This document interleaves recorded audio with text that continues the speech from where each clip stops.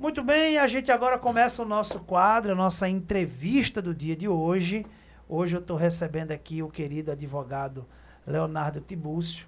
Ele vem para tirar informações e dúvidas da população relacionada ao BPC Loas. Doutor Leonardo, bem-vindo, bom dia. Bom dia, Felipe César. Muito bom estar aqui no teu programa. É com alegria que eu estou nesse momento aqui com você. Leonardo, a gente que agradece a sua presença aqui, agradece também aí a sua parceria com o Espaço Acolhe. Você tem se disponibilizado a ajudar famílias que têm aí dúvidas, que têm necessidades relacionadas ao BPC Loas e que precisam entrar com alguma ação, que precisam entrar com algum pedido de direito. E a gente é muito grato por isso, né? Mas a gente vai falar aqui sobre o que é o BPC Loas e quem de fato tem direito a esse benefício, doutor. Certo, Felipe. Então, o BPC Loas é benefício de prestação continuada, né? Então, é um benefício de assistência social que é pago pelo governo federal. E quem é que, em tese, tem direito a esse benefício? O idoso, a partir de 65 anos, ou qualquer pessoa, independentemente da idade, que seja atingida por uma doença grave e incapacitante. Tanto nesses dois casos, o idoso de 65 anos, ou independentemente da idade, a pessoa acometida por uma doença grave e incapacitante, deve demonstrar que é pobre na forma da lei, certo? Então, basicamente, o BPC Loas vai abarcar esse grande grupo aí. Entre eles está o portador do autismo e doenças neurodivergentes em geral. Certo. O autismo, a pessoa neurodivergente, ela também precisa comprovar que ela não tem condições financeiras, ou seja, se a família tem condições, essa criança ela não é aposentada, não tem um benefício. Cada caso é um caso. O que é que acontece? O autismo hoje ele é enquadrado como uma doença que não tem cura, logo uma deficiência. Quando nós nos voltamos para a lei, que é o LOAS, é a abreviatura da lei que criou o benefício de prestação continuada, a lei diz que a pessoa que vai pleitear, vai pedir esse benefício, tem que demonstrar doença grave capacitante, o autismo com o devido laudo médico, neurologista, já vai comprovar isso, e provar que é pobre na forma da lei. Quando nós vamos literalmente para a lei diz que quem é pobre é aquela pessoa que o seu grupo familiar, vamos dizer que tem uma criança que vai pedir o benefício, e aí tem a criança, o pai e a mãe. Então a lei diz que por cabeça, aquela família, a renda por cabeça não poderia, em tese, Certo. ultrapassar um quarto do salário mínimo, ou seja, 25% do salário mínimo vigente no Brasil. Entendi. Então, que hoje daria R$ 405, 25%, certo? Mas não é bem assim. Existe o que a gente chama de relativização da renda familiar. E aí, com essa relativização, pessoas que recebem mais de um salário mínimo, famílias que recebem mais de um salário mínimo, podem pleitear para o seu filho ou filha que foi diagnosticado com o autismo. Muito bem, muito bem. Bom, a gente está conversando com o nosso doutor Leonardo Tibúrcio, ele é advogado, especialista nessa área aí do BPC Loas e ajuda pessoas que estão passando por essas situações, que precisam desse direito e que precisam tirar dúvidas e dar entrada no benefício. Mas aí falando, doutor, sobre crianças com autismo. Toda criança com autismo, ela tem direito ao BPC? Em tese, sim. O que é que acontece? Não basta, Felipe, ter o laudo dizendo, a criança fulana de tal foi diagnosticada com autismo. Certo, mas na prática, o que é que esse autismo, o que é que essa deficiência, essa limitação neurodivergente causa de dificuldade no dia a dia da criança, né? Será que o autismo causa dificuldade para a criança realizar as suas atribuições diárias, como se alimentar sozinha, tomar banho sozinha, a questão de estudar, de assimilar conteúdo no ambiente de escola, de lidar socialmente com outras crianças. Então, é muito importante não tão somente ter o laudo do neurologista, mas esse laudo ele tem que ser robusto, tem que ter informações que mostrem na prática as limitações que a criança sofre no dia a dia. Então, se nós formos analisar mais a fundo, não basta ter só o laudo, tem que ter um laudo completo, mais aprofundado possível, porque aí vai melhorar o direito da criança. Muito bem. Por isso, enquanto Israel já vem aqui também para pegar a imagem e também já prepara aqui a aguinha para o nosso doutor, porque ele está falando bem aqui, viu? Por isso que é muito importante, é uma coisa que a gente... eu já deixo aqui esse recado a você que está me assistindo, a você que está me ouvindo, você saber quem é o profissional que vai dar entrada nesse processo. Por quê? Porque é o advogado, né, doutor, que prepara todas esses documentos, esses laudos, para que seja dada entrada juridicamente, não é isso? Isso. Então, é o advogado que vai preparar toda essa documentação, que vai pedir e que vai também solicitar as informações que são pedidas. E aí, falando dessa questão de documentos, doutor, quais são os principais documentos que os pais devem reunir para solicitar esse benefício? Certo. Tudo começa com o cadastro no CRAS, né? Então, a família ela deve ser cadastrada no CRAS, mais próximo do seu bairro, na sua cidade. Por quê? É através do CRAS que as famílias, entre aspas, mais vulneráveis vão ter acesso a benefícios assistenciais, tais como Bolsa Família, Vale Gás e, pelo INSS, o BPC Loas, que hoje é no valor... por lei, no valor de um salário mínimo. Então, primeiro ponto é fazer o cadastro da família no CRAS, buscando ali passar as informações mais completas possíveis no CRAS, né? Os gastos que a família tem no mês, como aluguel, gás, alimentação, medicamentos, e a renda, de fato, é o mais real possível da família.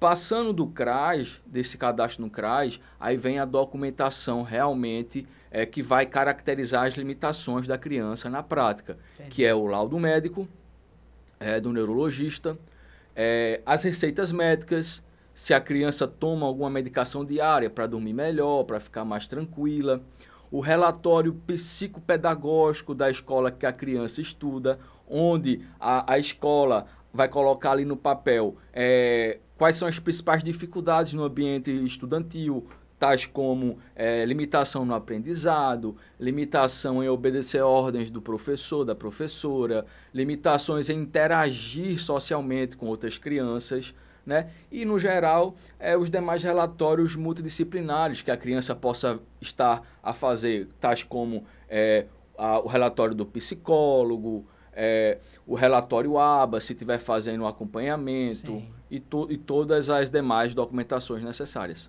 Bom, eu estou conversando com o doutor Leonardo Tiburcio, especialista nessa área do BPC Loas, falando sobre o direito, né, do BPC Loas para crianças, para autistas, pessoas que têm essa divergência. Agora, doutor, falando sobre essa questão de prazo, como é que está essa questão de prazo para uma família aí conseguir esse direito do BPC Loas, ou ter o direito, ou ser negado ou aprovado, enfim? Então, nós bem sabemos que quando nós vamos a nível de INSS, por exemplo, né, os procedimentos internos lá não acontecem na mesma velocidade dos acontecimentos no mundo aqui fora que nós estamos inseridos, né? Então, pela experiência, que eu já tenho mais de 12 anos de experiência nesse ramo de crianças autistas, BPC Loas para as mesmas, em média, um processo junto ao INSS pleiteando esse benefício para as crianças neurodivergentes dura numa média de 8 a 10 meses. Pode ser um pouco menos? Pode, como também pode ser um pouco mais, mas pelo que eu vejo na prática, é o que dura. Por quê? O pedido junto ao INSS é dividido, Felipe, em 2 momentos. Primeiro, nós damos entrada no pedido e aí já marcamos a avaliação social, que é alguns meses para frente. Também vai ter a segunda etapa, que é a avaliação médica, que nunca acontece as duas na mesma data. Então, após a criança passar pela avaliação médica e pela avaliação social do INSS, normativamente falando, as normas internas do INSS, ele ainda tem o prazo de mais 45 dias para dar a decisão final. Para sim ou para não. Entendi. Então tá bem explicado aí. E aí, o que é que acontece, doutor, na perícia médica e na avaliação social do INSS? Certo.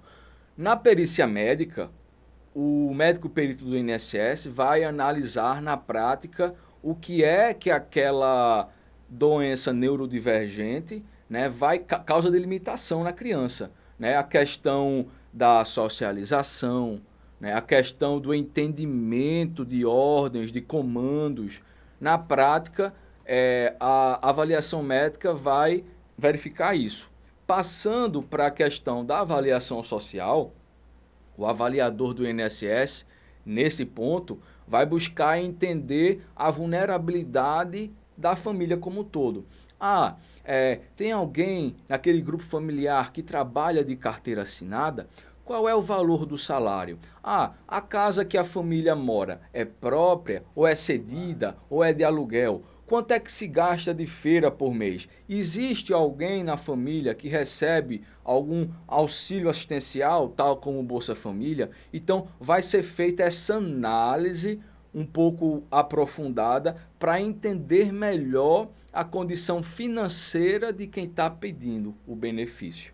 Muito bem, muito bem. Então, essas são informações de extrema importância, né, que a gente aqui repassa para a população e a você, né, cidadão, cidadã que precisa de apoio jurídico para conseguir o teu benefício, fique atento, porque daqui a pouquinho a gente vai lhe dar a informação necessária para que você tenha acesso a essas informações, para que você possa aí ter direito a esse benefício.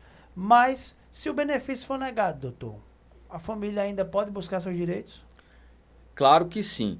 É importante, Felipe, colocar que dos 100% dos pedidos diários que o INSS recebe, ele nega numa média de 65% a 70% de tudo o que recebe.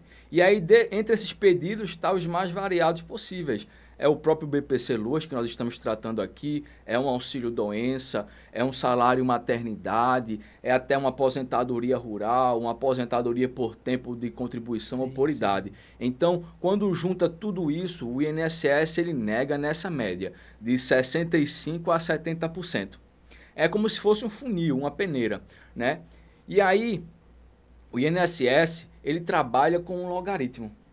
Quando nós vamos fazer uma compra na internet, por exemplo, um sapato, uma camisa, o que quer que seja, quando nós entramos nas nossas redes sociais ou no próprio Google, por exemplo, começa a aparecer aquela propaganda do que nós estávamos pesquisando. Então, é um logaritmo. A internet, ela entende o que a gente está pesquisando, está querendo e fica bombardeando. Por que eu estou falando isso? Porque o INSS também tem um logaritmo, um robozinho, que ele trabalha para negar benefícios. Certo? Mas aí não tem problema. A gente pega a negativa dada pelo INSS e leva para a Justiça Federal. E na Justiça Federal, nós iremos trabalhar, naturalmente, através de uma nova perícia médica, dessa vez por um médico vinculado ao Poder Judiciário, e o juiz também pode nomear um avaliador para que seja feita uma visita na casa da pessoa. E aí, passando por essa nova etapa na Justiça, no geral, a Justiça tem o entendimento de que você que recebeu a negativa, o INSS ele vai negar por 2 motivos. Ou vai dizer que a criança não tem um nível de deficiência necessário, ou vai dizer que a família ultrapassou a questão da renda que a lei diz. Mas aí, a nível de justiça, nós conseguimos reverter essa situação. Por isso que é importante você que, meu BPC foi negado, eu não vou mais atrás, ele não vai mais dar certo. Por isso que é importante você estar bem assessorado, você procurar a informação correta para que você possa ter esse direito, né? Esse direito aí que é um direito de todos. Doutor, então, para a gente finalizar aqui essa nossa conversa, vamos passar as informações. Primeiro, para quem não é de Vitória de Santo Antão, para quem nos escuta de Limoeiro, de Feira Nova, de Glória do Goitá, e de Pombos, Gravatá, que quer ter mais alguma informação relacionada a esse assunto. Onde lhe encontrar? Veja, hoje eu estou em parceria com o Espaço Acolhe, né? Então, você que busca, tem uma criança atípica que foi laudada nessa condição, procura lá o espaço, que eu estou em parceria lá com o Espaço Acolhe, e nós iremos marcar o atendimento para entender melhor a situação da família, entender melhor a situação da criança, e lá nós iremos dar o melhor destino para a resolução desse problema e conseguir, da melhor maneira possível, o benefício para o teu filho ou filha. Pronto, então esse é um trabalho social, é um trabalho feito de forma a ajudar a população. Então você que é de Vitória de Santo Antão e região, que nos escuta, que nos acompanha, precisa de ajuda, procure o Espaço Acolhe. Se tiver alguma dúvida, algum pedido e também quiser seguir o nosso querido doutor Leonardo nas redes sociais, divulga aí, doutor. Bem, você pode estar procurando nas redes sociais, Leonardo Tibúcio Advocacia, no Instagram, e também o meu site, www.leonardotibucioadvocacia.com.br. Eu assino embaixo, tá bom? Você aí que está me acompanhando, você que tem família, que precisa tirar informações, não desista dos direitos do seu filho, da sua filha, porque isso é muito importante e quem tem direito tem que buscar o direito. Doutor Leonardo, muito obrigado pela sua presença aqui no nosso programa. Espero que o senhor possa vir aqui outros dias, outras vezes, e que a gente possa esclarecer também outros assuntos da população que nos escuta. Felipe, mais uma vez eu agradeço por você abrir a porta da sua casa, do seu programa, né? E quero finalizar dizendo a você, mãe, pai de criança atípica, se você recebeu um não, o não é um ponto final, é uma vírgula. Nós estamos aqui para te ajudar, então não perde tempo, procura lá o Espaço Acolhe, que nós podemos te ajudar nessa situação. Muito bem. Essas são as informações que a gente tem a passar para você hoje. Nosso programa vai ficando por aqui. Quero agradecer a você pela sua audiência e convidar você para estar conosco sempre de segunda a quinta-feira, das 9 às 10 da manhã, trazendo notícia, informação, louvor, pregação da palavra, tudo de melhor para você. Que Deus te abençoe, muito obrigado pela tua audiência e até o nosso próximo programa, se Deus permitir. Tchau, tchau.